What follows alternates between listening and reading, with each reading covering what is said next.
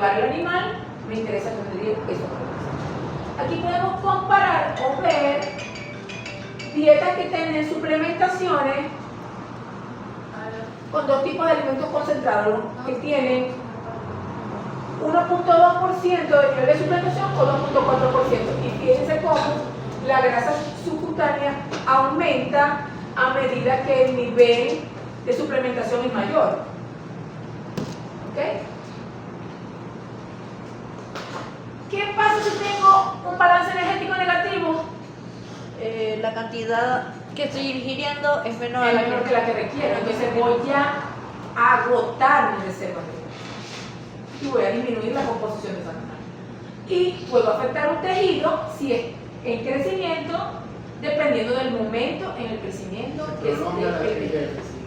Evidentemente, todo es medido en el tiempo. Parecido a eso, tenemos lo que es el efecto del crecimiento compensatorio. ¿Ustedes saben qué es el crecimiento compensatorio? ¿Entienden el término? Crecimiento compensatorio.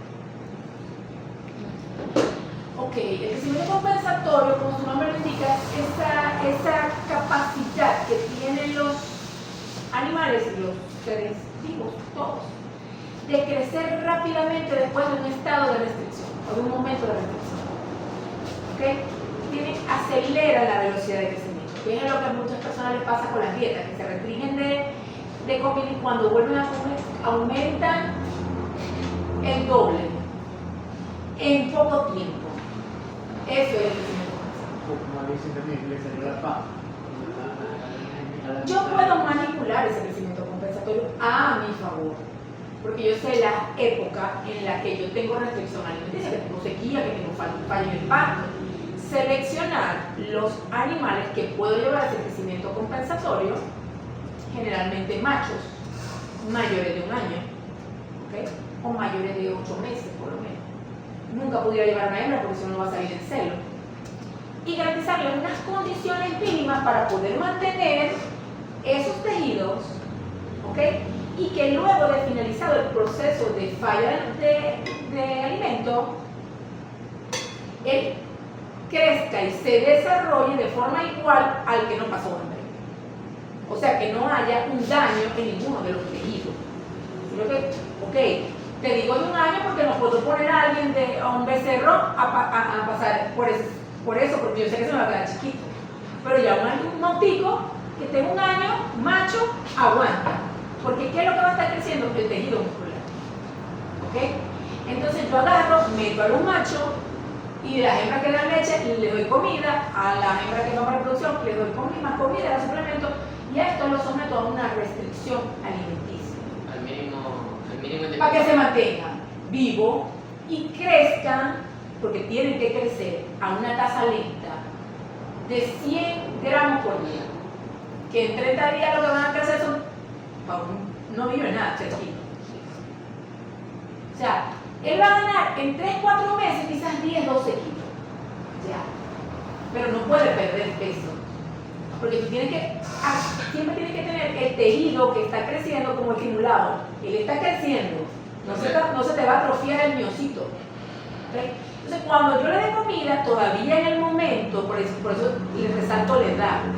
No me puedo pasar, puedo meter animales de 1 año y medio. Quizás. Si no dejo que estén entre 8 meses y 1 año, ahí, para meterlos en la restricción, consta de que a la salida de la restricción todavía esté creciendo el músculo. Y cuando yo lo realimente, que llegó el verano, la lluvia, y hay pasto, y hay de todo, y hay plata, entonces yo agarro y el animal va a crecer el tejido muscular y crecer el tejido. ¿Okay? Si lo hago así, no tengo problema. Si no tengo esos cuidados, entonces me va a pasar lo que le digo allá. Me va a pasar que el tejido muscular se atrofia porque el animal no crece, sino que perdió peso. Y cuando yo lo realimente, él no va a crecer y me va a quedar seco. O sea, esa vaca que me echa para adelante, sequita, así flaquita. O me va a quedar chiquito si es muy joven el animal.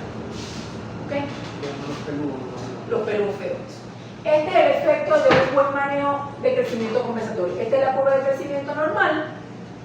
Si yo cuido esas condiciones que les mencioné, edad, peso más o menos de unos 180 kilos, sexo macho, se le pone, antes de meterlo le ponemos una vitamina, una cosita a que vaya Aguantando. aguantando. Lo pongo ahí y que tenga una ganancia mínima de 100 gramos. Yo voy a tener aquí, por este periodo de 4 o 6 meses, que tengo aquí de restricción, una ganancia leve. Pero en el momento que yo comience la realimentación, él va a alcanzar al otro en iguales condiciones. Y cuando yo compare ese canal, van a tener la composición igual. No va a haber que este tiene más grasa y que este tiene menos grasa. Si tomé en consideración eso, cuidado que lo hice. ¿Qué pasa si no lo tomé? Efecto sobre esa composición. ¿Qué tenemos al final de la restricción? ¿Cuál es el final de la restricción? Este que está aquí. Si yo comparo este animal con este animal al final de la restricción, ¿cómo sale la composición de esa canal? ¿Qué tendrá? Menos grasa. Menos grasa.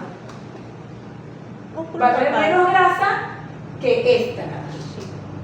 Pero si yo la comparo al final de la realimentación, no tengo que tener diferencia significativa, van a ser iguales. ¿Ok? Al final de la realimentación no hay diferencia significativa. Y si la restricción es muy severa, que no te garantiza la ganancia diaria de peso, a las características o a las etapas que yo les mencioné, puede ocurrir un daño de la fibra muscular o miocito y se atrofia. Luego en la realimentación no va a crecer. Entonces, si se te atrofia el miocito y tú lo comparas, va a tener un animal que tenga menos proporción de músculo y mayor proporción de grasa que uno que no sufrió de ese daño. ¿Ok? Esto es más o menos lo mismo en inglés. Condición sexual. ¿Quién es capaz de explicar esa lámina? Gane su punto por el examen. Fuerte en el teléfono. ¿Quién es capaz de explicar esa lámina? Dale, inténtelo. Equivóquese ahorita. Que las hembras tienden a ganar grasa, a acumular más grasa, sí. ¿Que quién? Cuando ustedes hablan, cuando en un examen, tienen que decir, pues yo te puedo decir, si yo te digo, las hembras tienden a ganar más grasa, ¿con quién es la comparación? Macho. ¿Con cuál macho? Novillo y novillo. Bueno, Muy bien penetrado. Ajá. No importa si está castrado o no, ya sabemos que está castrado. Estamos comparando la composición, cómo es la composición de la canal de acuerdo a la condición sexual. ¿Cómo van a ser? Eso es lo que la Ah, obviamente el macho tiene más músculo y la hembra tiene más grasa. Pero ahí no, porque no. Pero tenemos al novillo, que es un macho, pero es diferente al macho entero, Ajá. que se comporta diferente. Ahí hay una. Entonces, lo primero que tú vas a ver, ahí debería haber en el músculo, deberían haber 3 rayas también, que hagan la variación contraria. No entiendo. A ver, Porque una dice gráfica. masculino, femenino y arriba dice novillo. Porque el novillo es como el gay. Ah, ya, Pero eso es una El novillo es el gay, Ya, el ya. bovino. Increíble. ya. La vaca, el toro y el que no sabemos qué es. El novillo. El que tiene No, pila. Los géneros característicos. Pero el novillo lo castraron, entonces es un macho castrado. ¿Qué pasa? La hembra siempre tiene, la novilla tiene, hablamos de la hembra, novilla y vaca, pero en este caso de la novilla, para hacer la comparación más justa, tendrá mayor proporción de grasa que el novillo. Y el novillo, mayor proporción de grasa que el torete y el toro, que son los machos enteros, que estarían abarcados aquí. Si yo comparo toretes y toros, el torete tiene todavía un poquito más de grasa que el toro, proporcionalmente. ¿Ok? Si yo subo o bajo el componente de grasa, va a afectar el músculo. Entonces, ¿cómo sería el músculo aquí? ¿Quién tendría más músculo? El toro. Entonces aquí sería, el toro tiene más músculo que el novillo y el novillo Tiene más grasa. más músculo, Que la novilla. Que la estamos en esta raya, más músculo que la Novilla. novilla. ¿Ok? Porque tendría que existir, si existe esta variación aquí, tiene que existir esta variación en el otro compuesto. ¿Ok? Así se aplican las comparaciones en el examen. Tal cual. Si uno va a bajar, el otro tiene que subir. ¿Y con qué lo estoy comparando? Es con un toro, si es en raza, ¿con qué raza? Si es en la alimentación, ¿con qué lo alimenté? O sea, así. El efecto sobre la composición.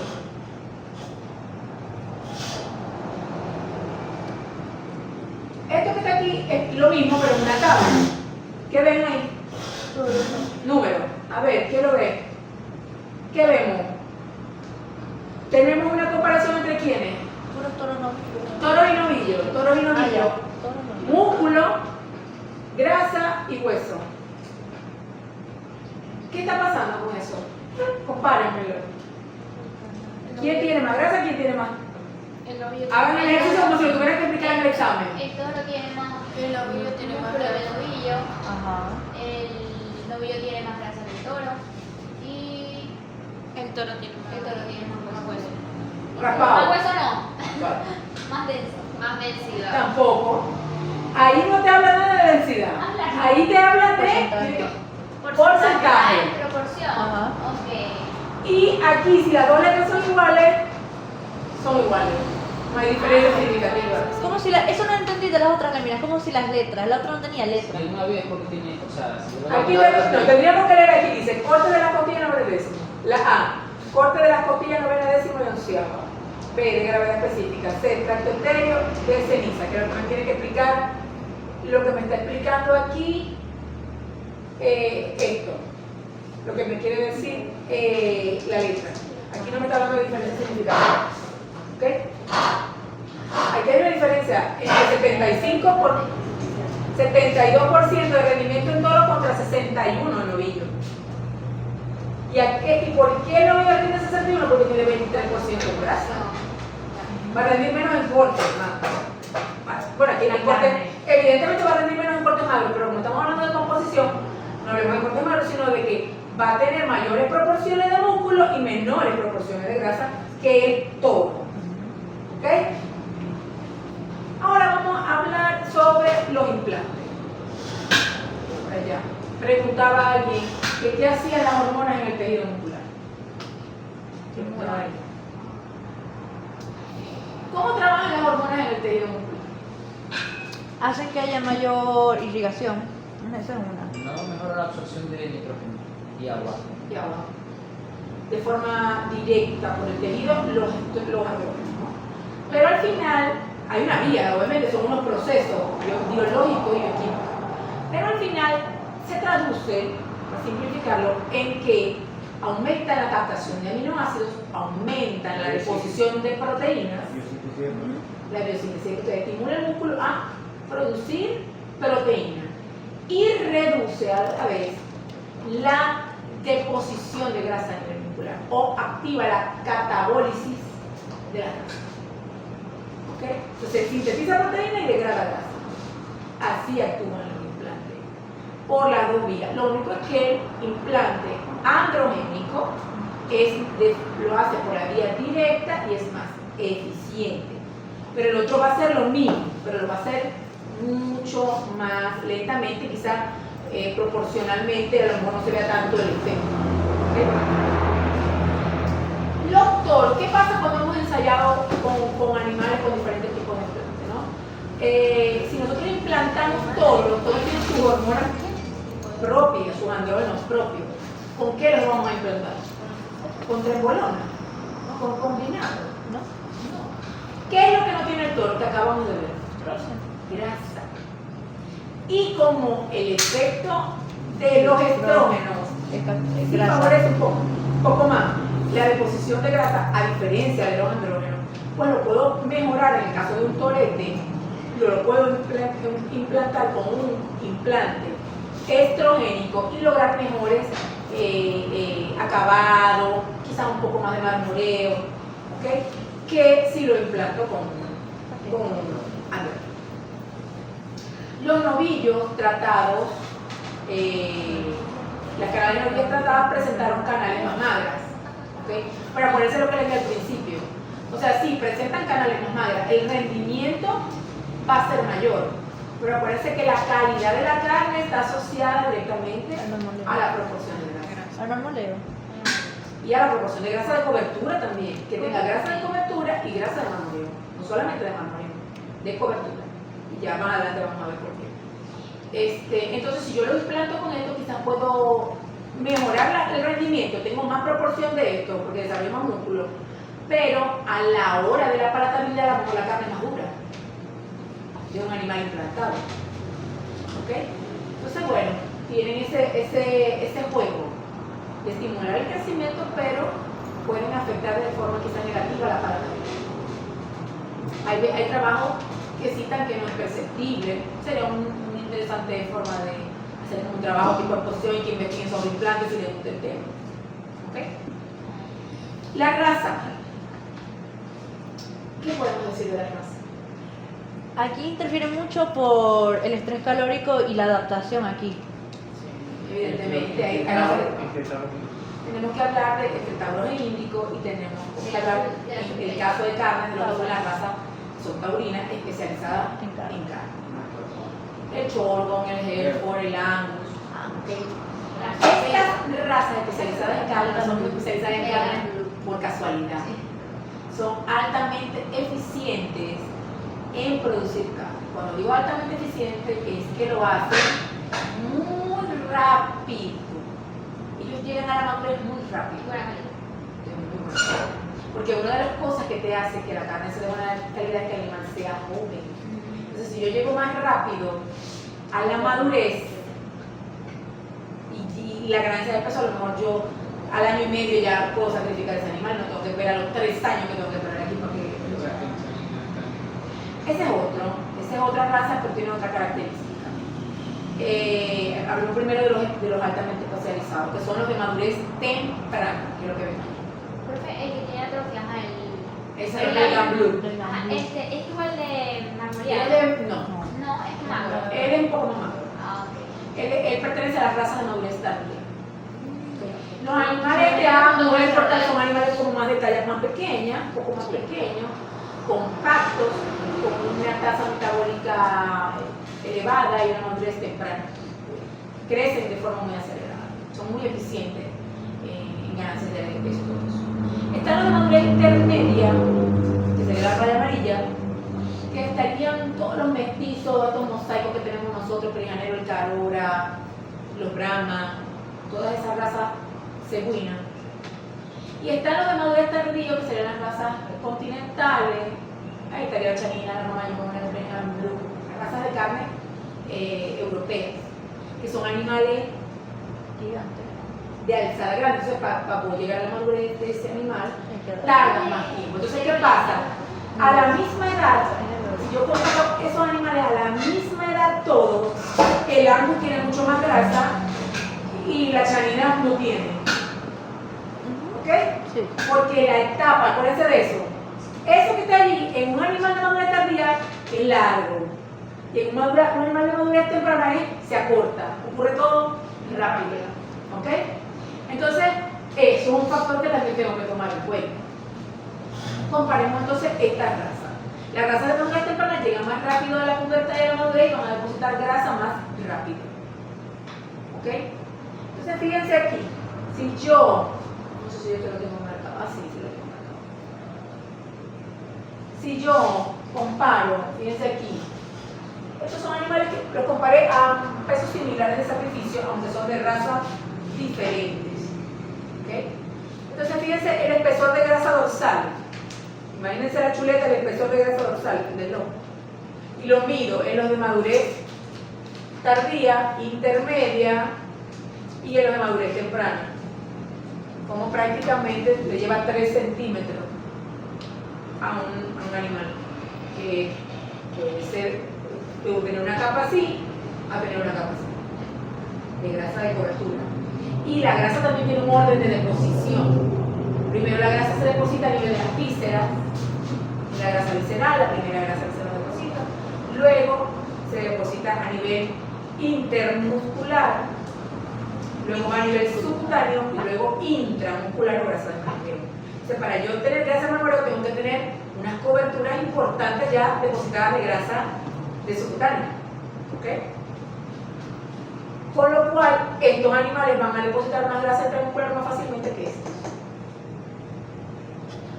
Esta es la grasa visceral y fíjense la grasa intramuscular de los músculos, ¿no? Como esta es prácticamente el doble de lo que tiene esta. proporcionalmente hablando, ¿no?